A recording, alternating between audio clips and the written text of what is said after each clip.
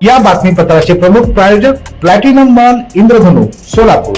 सोलापुरातील सर्वात प्रतिष्ठित इंद्रधनु सोसायटीचा नवीन भव्य कमर्शियल प्रोजेक्ट आता रेल्वे स्टेशनच्या अगदी शेजारी शहराच्या मध्यवर्ती ठिकाणी। बार्शी नगरपालिका निवडणुकीमध्ये भाजपला इथून मोठं यश मिळालं।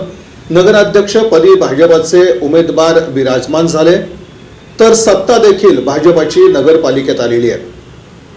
शिवसेनेचे आमदार इथून असताना भाजपला हे यश मिळाले, याबद्दल माजी आमदार राजेंद्र राऊत यांचे मुख्यमंत्री देवेंद्र फडणवीस यांनी अभिनंदन केलंय।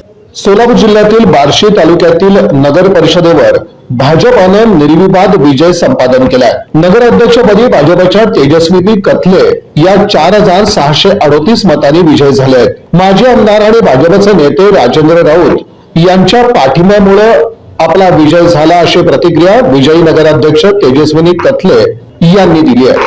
सोलापूर जिल्ह्यातील आणि पश्चिम महाराष्ट्रातील सर्वात मोठी समजल्या जाणाऱ्या बार्शी नगर परिषदेला एकूण 42 नगरसेवकांसाठी आणि एका नगराध्यक्ष पदासाठी निवडणूक पार पडली। निवडणूक निकालानंतर भाजप उमेदवार 23 जागी विजयी झाले।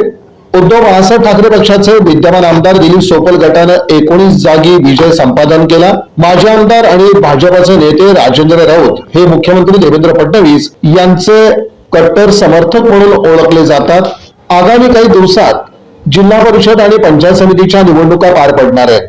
या निवडणुकीत विरोधकांनी नादच करायचा नाही, असा इशारा भाजप नेत्यांनी दिलाय।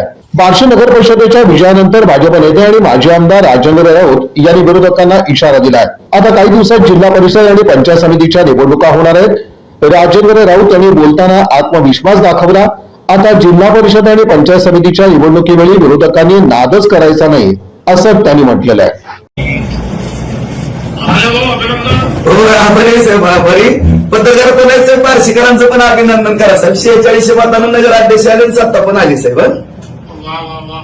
बार्शीकरांचे अभिनंदन आणि राजाभाऊ राऊतांचं विशेष अभिनंदन।